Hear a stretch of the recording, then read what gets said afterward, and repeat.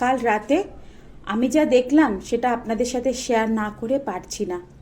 আমি ঘুমিয়ে আছি, আমার হাজবেন্ড আমার বোনের সাথে ভিডিও কলে কথা বলছে, এমনকি তারা নিজেদের সব কিছুই দেখাচ্ছে। হঠাৎ আমি এটা দেখে আমার তো পায়ের তলার মাটি সরে গেল। আমি বুঝতে পারছি না আমি কি করব, তাই ভাবলাম আপনাদের সাথে একটু কথাটা শেয়ার করি। আমি শুভস্মিতা, আমার বোন তনুস্মিতা। আমি বয়সে বড়, আমার বোন আমার থেকে ছোট। আমার হাজবেন্ড শুভময়। আপনারা সবাই জানেন শুভময় বিগত 20 বছর থেকে বাইরে দেশে ছিল, আর আমি আমার শাশুড়ি মা আর আমার একটা ছোট্ট বাচ্চাকে নিয়ে ইন্ডিয়াতেই ছিলাম। এখন আমার দ্বারা তো সম্ভব না সে কি করলো না করলো পুরোটাই খোঁজ নেওয়া।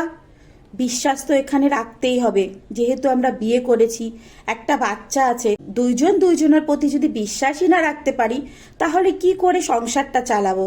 তাই বিশ্বাস করে ও আমাকে ছেড়ে চলে গেছে, আমিও ওকে বিশ্বাস করে বাইরের দেশে ছেড়েছি। কিন্তু এটা কি হলো? আমি কালকে রাতে এটা কি দেখলাম? আমি নিজেই ডিসিশন নিতে পারছি না এখন আমার কি করা উচিত। 20 বছর বাইরের দেশে থাকায় ছেলে অনেকটাই বড় হয়ে গেছে। আমার যখন আমার হাজবেন্ডের জরুরত ছিল তখন আমি ওর কাছ থেকে কিছুই পাইনি, তাই এখন আমার ইচ্ছা শক্তিটা একটু কমেই গেছে।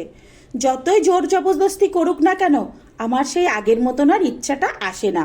কিন্তু শুভময় তো একটা ছেলে, তার তো ইচ্ছা শক্তি কমছে না। যেহেতু সে লং রিলেশনশিপে ছিল, অনেকটা গ্যাপ এসে গেছে তার জীবনে, তাই তার যে ইচ্ছা শক্তি, তার যে সব কিছু আবার নতুন করে জেগে উঠেছে। সে আবার নতুন করে আমাকে ফিরে পেতে চাইছে, কিন্তু আমার মধ্যে আর সেই ইচ্ছাটা আসছে না। আমার বোন তনুস্মিতা, তারও বিয়ে হয়ে গেছে, তারও একটি ছেলে সন্তান আছে। আমার বিয়ের 5 বছর পরে তার বিয়ে হয়েছে। তার ছেলে আমার ছেলের থেকে 10 বছরের ছোট। যখন তনুস্মিতার ছেলের 10 বছর তখন তনুস্মিতার বয়স হচ্ছে 32। আমার বোনের 21-এ বিয়ে হয়েছে। ওর বাচ্চার যখন 10 বছর তখন ওর বয়স 32। আমার বোনের হাজবেন্ড ওর থেকে প্রায় 14-15 বছরের বড়। সে একটি গভর্নমেন্ট জব করে, মা বাবা দেখে আর লোভ সামলাতে পারল না। মেয়ে ভালো থাকবে, মেয়ে খুশিতে থাকবে, মেয়ের পয়সার অভাব হবে না, সেই দেখে মেয়েকে বিয়ে দিয়ে দিল। কিন্তু বাবা মা তখন ভাবেনি আমার মেয়েটা এত ছোট বয়সে তার কি হবে। তার হাজবেন্ড তার সাথে ছিল, যেহেতু তারা রোজ রিলেশন করত, তাই তার ইচ্ছাটা প্রায় কমেই গেছে। কিন্তু আমার বোনের যখন তার 32 বছর বয়স তখন তার হরমোন লেভেল পিক লেভেলে, তখন তার ইচ্ছা শক্তিও বেড়ে গেছে। এদিকে আমার হাজবেন্ড দূরে ছিল, সে সব কিছু না পেয়ে তার ইচ্ছা শক্তিটা আবার ফিরে এসেছে। ডিফারেন্সটা এখানে যে আমার বোনের হাজবেন্ডের ইচ্ছা চলে গেছে, এদিকে আমারও ইচ্ছা চলে গেছে, ফলে দুইজনার কথোপকথন বেড়ে গেছে। আমার পেছনে পেছনে ওরা কখন থেকে যে রিলেশন করছে আমি নিজেও জানি না। এই 20 বছরে আমাদের দেখাও হয়েছে, দুইজনে ঘুরতেও গেছে। আমার মধ্যে কখনোই এটা আসেনি আমার বোন আমার পিছনে পিছনে এরকম করতে পারে। যদি আমি বুঝতে পারতাম তনুস্মিতা আর শুভময় এরকম করছে তাহলে হয়তো আমি এই জায়গাটাতে বাধা দিতাম, কিন্তু আমি কখনোই বুঝতে পারিনি। ওই যে বড় দিদি, বোনকেও ভালোবাসি, বরকেও ভালোবাসি, দুজনের মধ্যে কাকেই ছাড়বো আর কাকেই ধরবো। কিন্তু ওরা যে আমার পিছনে পিছনে এরকম ভাবে আমার সংসারটাকে নষ্ট করে দিচ্ছে আমি বুঝতে পারিনি। শুভময় আমার কর্তব্য কোনোদিনই কম করেনি, প্রত্যেকটা দায় দায়িত্ব পুরোপুরিভাবে পালন করছে। এদিকে তনুস্মিতাও আমার সাথে ভালোভাবেই কথা বলছে। আমি কি করে বুঝবো?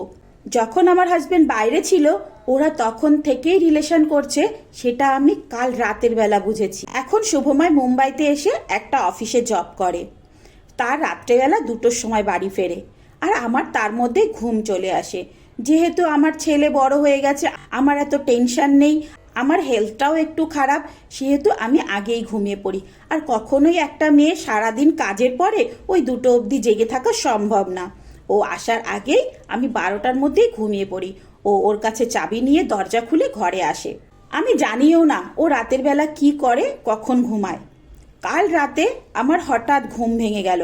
পাশের ঘর থেকে একটা ফিসফিস আওয়াজ আসলো। আমার ঘুমটা ভাঙায় আমি দরজার পেছনে গিয়ে ছোট্ট একটা ফাঁকা দিয়ে দেখলাম। হায়, এটা আমি কি দেখলাম!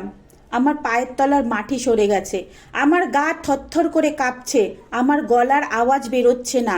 আমি আমার বরকে কিছু বলবো, না আমি এখন ওখানে বসে পড়বো, না আমি ওখানে মাটির তলায় ঢুকে যাব, আমি নিজেও বুঝতে পারছি না। মনে হলো আমার মাথায় একটা আকাশ ভেঙে পড়লো, পায়ের তলার মাটি ফাঁকা হয়ে আমি নিচের ভেতরে ঢুকে গেলাম। আমার নিজের বোন, আমার পেছনে এরকম করে আমার সংসারটাকে খারাপ করে দিচ্ছে। কিন্তু আমার বোনের কথা তো ছেড়ে দাও, আমার নিজের বর, যার সাথে আমি এতটা জীবন থাকলাম, যার সন্তানকে মানুষ করার জন্য, যার মাকে দেখার জন্য আমি দিনের পর দিন এখানে একা থেকে গেলাম, নিজের সুখ স্বাচ্ছন্দ্য সব জলে দিয়ে গেলাম, কারোর সাথে কোনো রকম সম্পর্ক না করে নিজে আমি ঘরে একা থেকে গেলাম, সে আমাকে এরকমভাবে ঠকালো। হ্যাঁ, এখন আপনাদের জানতে ইচ্ছে করছে তার আমি কি দেখলাম। আমি যা দেখলাম সেটা বলার মতন ভাষা আমার কাছে নেই। তবুও আমাকে বলতে হবে কেন ডিসিশনটা আমি নিতে পারছি না, আপনারাই নিয়ে দেবেন। আমার বোন আর আমার হাজবেন্ড দুজনার প্রাইভেট জিনিসগুলো দুজনকে শেয়ার করছে, দুজনকে দেখাচ্ছে, ভিডিও কলে দুজনে রিলেশন করছে। হ্যাঁ, এটা আমি কি দেখলাম, আমি তো জীবনেও ভাবতে পারিনি যে এরকম হতে পারে। হ্যাঁ, এরকম হয়, এরকম হাজার হাজার সংসার আছে যেখানে দিদিরা বিশ্বাস করে বোনদের কাছে তাদের হাজবেন্ডদেরকে ছাড়ে, কিন্তু সেখানে বোনেরা বিশ্বাসঘাতকতা করে। সব বোনেদের কথা বলছি না, কিছু কিছু বোন আছে যারা লোভ সামলাতে পারে না, তারা একবারও ভেবে দেখে না যে আমি যদি আজকে আমার জামাইবাবুর সাথে এরকম করি তাহলে আমার দিদি কি করবে, আমার দিদির সংসারটা কি হবে। তারা এতটাই লোভী হয়, তারা নিজের দিদির ঘর সংসার ভাঙতেও দুই পাও পেছনে যায় না। কিন্তু আমি সেখানে কাউকে কিছুই বললাম না, আমি চুপচাপ এসে আবার শুয়ে পড়লাম। শুয়ে হাউমাউ করে কাঁদবো, না চোখের জল ফেলবো, না মুখ বন্ধ করে শুয়ে থাকবো, আমি কিছু বুঝতে পারলাম না। আমার হাত পা কাঁপতে থাকলো। ঘন্টাখানেক পরে আমার হাজবেন্ড ওই ঘর থেকে আসলো। সে মনের মধ্যে খুব খুশি, সে তো ঘুণাক্ষরেও টের পায়নি যে আমি সব জানতে পেরেছি। আমি কিছুই বললাম না। পরের দিন আমার বোনকে ডেকে পাঠালাম। আমার বোনকে ডেকে আমি ডাইরেক্ট দুজনাকে বসিয়ে জিজ্ঞাসা করলাম, এখানে তোদের মধ্যে কি চলছে। তারা দুইজনে বুঝে গেছে যে আমি সব বুঝতে পেরে গেছি, তাই তারা আর না করতে পারলো না। তারা আমাকে জানালো তারা বিগত 5 বছর থেকে এরকমভাবে রিলেশন করে যাচ্ছে। এমনকি তারা একবার দুজন সামনাসামনিও রিলেশন করেছে। আমি এইসবের সম্বন্ধে কিছুই জানি না।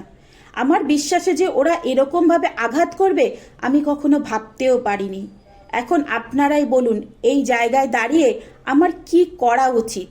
আমার কি ওদের দুজনকে ছেড়ে দেওয়া উচিত, না দুজনার সংসারকে বাঁচিয়ে রাখার জন্য মুখ বন্ধ করে এই সংসারে পড়ে থাকা উচিত? আমি এখন কি করব আমি নিজেই ডিসিশন নিতে পারছি না। যদিও গল্পটা আমার না, আমাকে একজন মেল পাঠিয়েছে, বলেছে আমার এই গল্পটা একটু সবাইকে শোনান। আমি এখন কি করব আমি কোনো কিছু ডিসিশন নিতে পারছি না। আমি একজন রিলেশনশিপ কনসালটেন্ট, মানে সবার রিলেশনকে ভালোভাবে বেটার করে দিই, তাই এই গল্পটা সে আমাকে পাঠিয়েছে। এখন ডিসিশনটা আপনারাই দিয়ে দিন, এখানে আমার এদের দুইজনকে কি করা উচিত? মেলানো উচিত, না দুইজনার সংসারে সুন্দরভাবে আলাদা করে থাকানো উচিত, না এখানে আমি কি ডিসিশনটা দেব আপনারা একটু জানাবেন। এই জায়গায় কি করা উচিত আমার? তো আশা করি গল্পটা আপনাদেরকে ভালো লেগেছে। যদি ভালো লেগে থাকে তাহলে একটু লাইক কমেন্ট শেয়ার করে দেবেন, আর অবশ্যই আপনাদের মতামতগুলো আমাকে জানাবেন, তাহলে আমার ডিসিশনটা নিতে সুবিধা হবে। চলুন বন্ধুরা, টাটা, বাই বাই। সবাই ভালো থাকবেন, সুস্থ থাকবেন, অনেক অনেক হ্যাপি থাকবেন। এরকম যদি আরও গল্প জানতে চান তাহলে চ্যানেলটাকে সাবস্ক্রাইব করে বেল আইকনটাকে দাবিয়ে দেবেন। Tata, bye bye.